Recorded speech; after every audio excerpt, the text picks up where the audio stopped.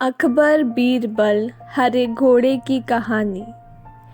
एक शाम राजा अकबर अपने प्रिय बीरबल के साथ अपने शाही बगीचे की सैर के लिए निकले। वह बगीचा बहुत ही शानदार था। चारों ओर हरियाली ही हरियाली थी और फूलों की भीनी भीनी खुशबू वातावरण को और भी खूबसूरत बना रही थी। ऐसे में राजा को जाने क्या सूझा कि इन्होंने बीरबल से कहा, बीरबल, हमारा मन है कि इस हरे भरे बगीचे में हम हरे घोड़े में बैठकर घूमें।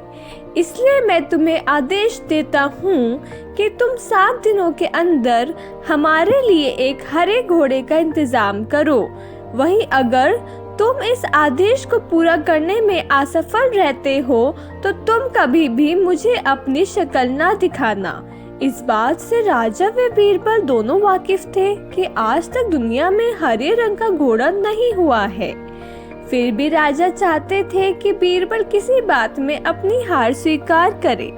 इसी कारण उन्होंने बीरबल को ऐसा आदेश दिया। मगर बीरबल भी बहुत चालाक थे। वो भली भांति जानते थे कि राजा उनसे क्या चाहते हैं, इसलिए वो भी घोड़ा ढूंढने का बहाना बनाकर 7 दिनों तक इधर उधर घूमते रहे। 8वें दिन बीरबल दरबार में राजा के सामने पहुंचे और बोले, महाराज, आपकी आज्ञा के अनुसार मैंने आपके लिए हरे घोड़ों का इंतजाम कर लिया है, मगर उसके मालिक की 2 शर्तें हैं। राजा ने उत्सुकता से दोनों शर्तों के बारे में पूछा। तब बीरबल ने जवाब दिया, पहली शर्त ये है कि उस हरे घोड़े को लाने के लिए आपको स्वयं जाना होगा। राजा इस शर्त के लिए तैयार हो गए।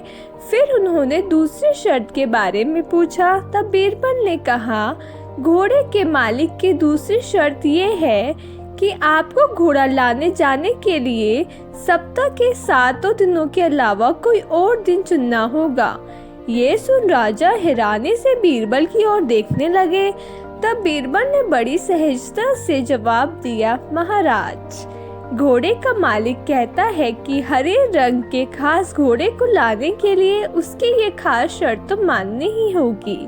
राजा अकबर बीरबल की ये चतुराई भरी बात सुनकर खुश हो गए और मान गए कि बीरबल से उसकी हार मनवाना वाकई में बड़ा मुश्किल काम है।